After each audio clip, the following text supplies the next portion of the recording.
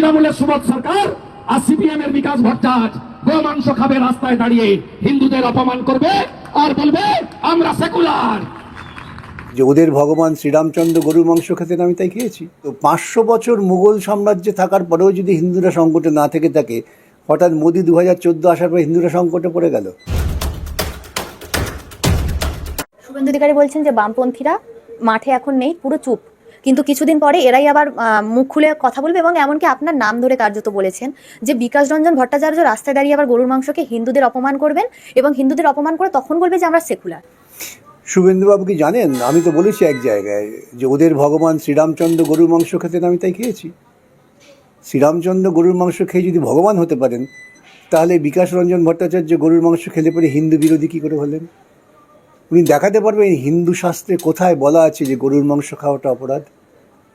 উনি জানেন না, যদি হিন্দু শাস্ত্রের যা ওরা বলেন বেদ, উপনিষদ, রামায়ণ, মহাভারত, পুরাণ যদি পড়েন, উচ্চবর্ণের ব্রাহ্মণদের উপাদেয় খাদ্য ছিল গরুর মাংস, গোবৎস দান করা হতো। এইসব তো ওরা জানেন না। মুশকিল হচ্ছে ওদের দোষ নেই, ওদের তো শেখায় হচ্ছে হোয়াটসঅ্যাপ ইউনিভার্সিটি। ওরা তো আসল হিস্টোরিয়ানদের লেখা পড়েন না। ওই যে রবীন্দ্রনাথ আবার বলেছেন না, একদল হচ্ছে রিয়েল হিস্টোরিয়ান আর একদিন হচ্ছে প্রোপাগ্যান্ডা হিস্টোরিয়ান। শুভেন্দুবাবু দেখুন, হিন্দুরাই গরুর মাংস খেতেন, এবং কেন হিন্দুরা আজকে গরুর মাংস খান না তার কারণটা খুঁজে বার করুন।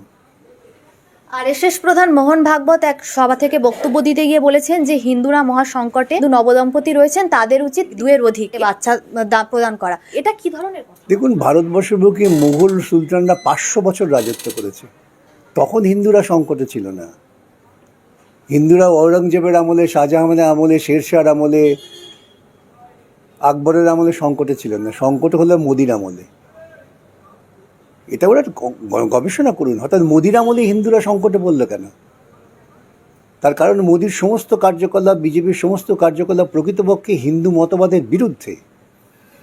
হিন্দু ধর্ম শেখায় বহুত্ববাদ, হিন্দু ধর্ম শেখায় সহিষ্ণুতা, এরা তার বিরুদ্ধে। তাই ওরা মনে করছেন হিন্দু সংকটে, আর তো অন্য কোনো কারণে নেই। সত্যিই কি হিন্দুরা সংকটে নয় তো, বললাম তো, 500 বছর মুঘল সাম্রাজ্যে থাকার পরেও যদি হিন্দুরা সংকটে না থেকে থাকে, হঠাৎ মোদী 2014 আসার পর হিন্দুরা সংকটে পড়ে গেল। হিন্দুরা এতই দুর্বল, ওদের ধর্মতত্ত্ব এতই দুর্বল যে সংকটে পড়ে গেল। আসলে বিপদ হচ্ছে ওরা ওই পয়গম্বর বাদের পেছনে ছুটছে। ওরা প্রকৃতপক্ষে ইসলাম ধর্মের অনুগামী হওয়ার চেষ্টা করছে। ইসলামে যেমন একজন দেবতা আছেন মুহাম্মদ, ওরা একজনকে খুঁজছেন রাম। হিন্দুর বহুত্ববাদ ছেড়ে হিন্দুর ওরা একজন পয়গম্বর খুঁজে বেড়াচ্ছেন, তাই তো ওরা মনে করছেন সংকট, আর অন্য কারণ করান দিন।